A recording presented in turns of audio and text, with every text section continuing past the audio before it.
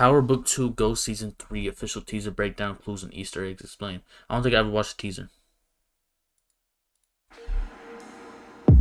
Oh fuck! Damn, what happened in season? What happened in season 2? Spoiler alert. Didn't bro beat a case? He killed his professor. Then he beat the case and then he killed somebody else. Motherfucker.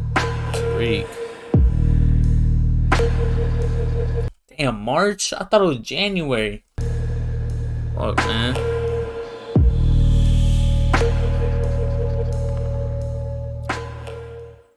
Now the stakes are going to be even bigger in Power Book 2 Ghost Season 3, because death just follows Tariq, and it does seem like more blood will be on his hands. But Tariq will have a lot more to deal with than just blood on his hands. There seems to be conflict with Brayden. I need to give that motherfucker Tariq a car. He says he doesn't know who to trust, and that comes down to Lauren's death, and him potentially finding out the role Effie and Brayden both I forgot about her.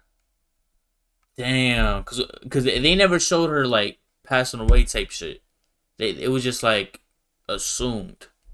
To play. Damn. But the stakes so we don't know who did are higher for all our characters. There's Effie running from the cops, Tariq and Brayden being held at gunpoint. We've also got a funeral with Kane and Drew and carrying a casket, but Lorenzo's nowhere to be seen. But that's not all. We're going to be introduced to a ruthless new connect that's going to plunge Tariq and the rest of the characters deeper into the game. So this is the official synopsis for Power Book 2 Ghost Season 3. The third season of Power Book 2 Ghost kicks off with Tariq St. Patrick, determined to get his trust, get back to his family, and get out the game for good. The emergence of a ruthless new connect interrupts Tariq's plans to reunite with Tasha and Yaz, and puts him, Brayden, and Effie back in business with the Tejadas, as they're challenged to move more weight than ever before. When Brayden brings Tariq in as an intern at his family's hedge fund, Western Holdings, the drugs business expands beyond Stansfield and the streets onto Wall Street, while Tariq is also shown an alternate, legitimate path to success.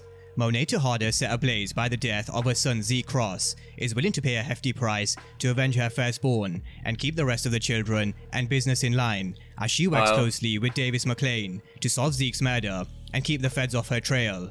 Business is booming when a staggering reveal forces Tariq to reckon with a betrayal from those closest to him, and a RICO investigation mounting into— Oh nah! Are they bringing the RICOs in this story too? Like, come on, bro, leave that shit to real life.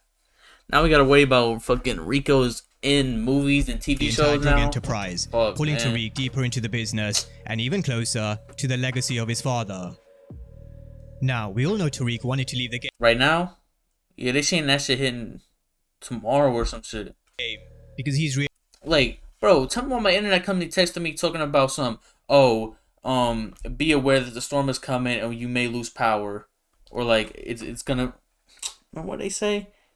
They texted me talking about like it's gonna affect your internet. I'm like, motherfucker, if you don't lock the fuck in, like, why you texting me 2 days before the storm's coming? Now my shit's gonna get cut off.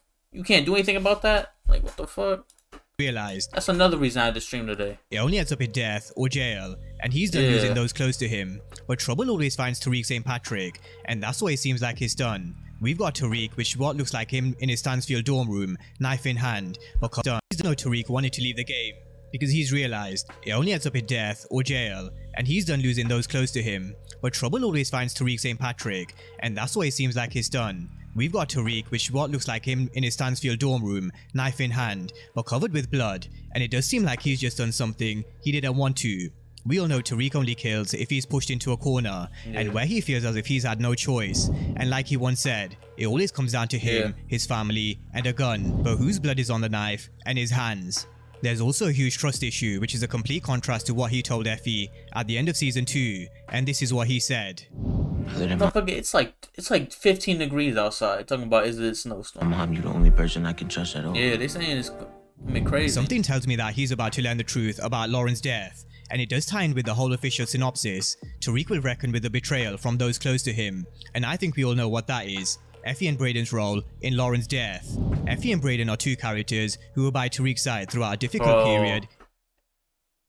I think Tariq gonna kill Brayden, bro. In season 2, but both of them hold a deep secret, and I'm not sure how long they can handle the guilt, especially Brayden. So at some point, the truth will definitely come out, and it even looks like we see Tariq punching Brayden. They may be brothers and they may have each other's backs and best interests at heart, but we've seen this relationship before where both Tommy and Ghost kick the shit out of each other, and I'm expecting the same with Tariq and Brayden.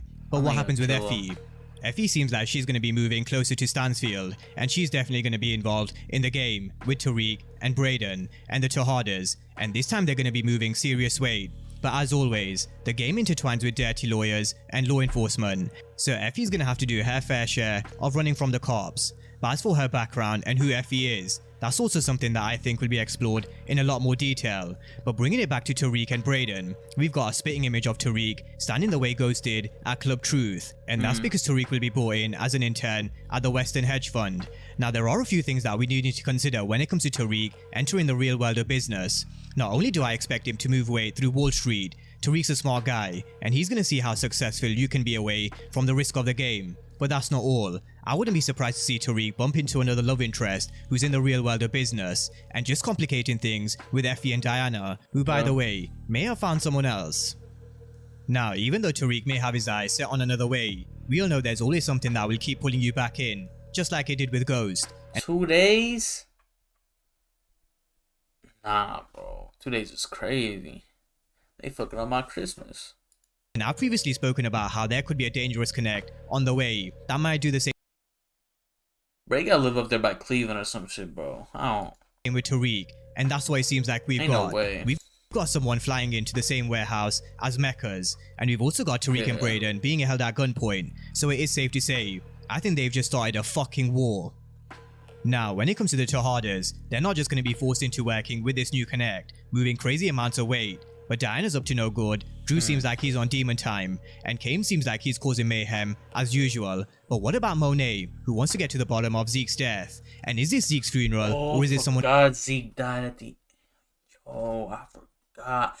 No, we shot... Yo, that's crazy, bro. else's, potentially Lorenzo? Based on the synopsis, Monet's going to stop at nothing to get to the bottom of Zeke's death, and she's going to be using Davis McLean, who, let's not forget, isn't cheap. So she's also going to have to rely on the game, something which she also wants to come out of, just like Tariq St. Patrick. But we all know how Power love to throw as a curveball in these teasers, so let's just wait and see whose funeral this is. But either way, Monet is going to be looking for blood, and she's already dropped one body in the bar in season 1, and it seems like she's going to be dropping another. She also says you're either with me or against me, something which Kane once told Drew in the very first season.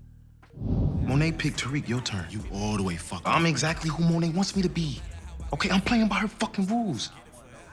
So which is it, Drew? Because either you with me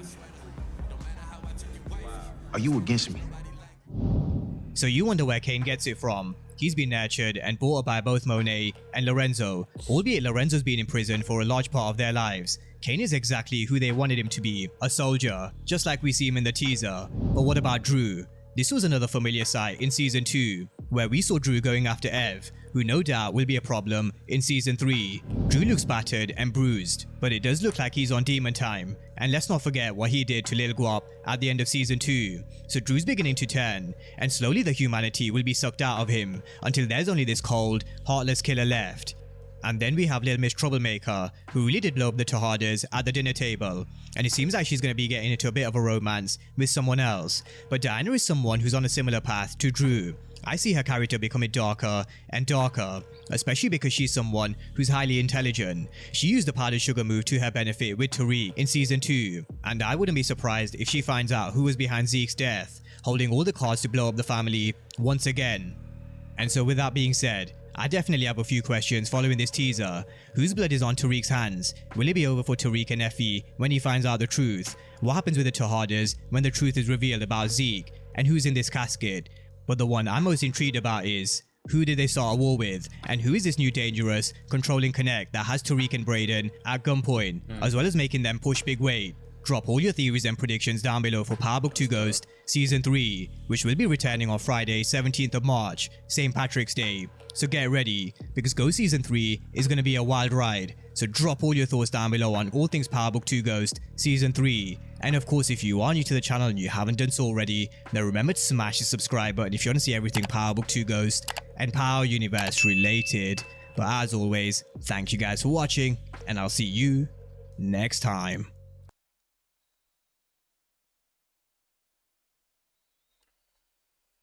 Fuck, bro.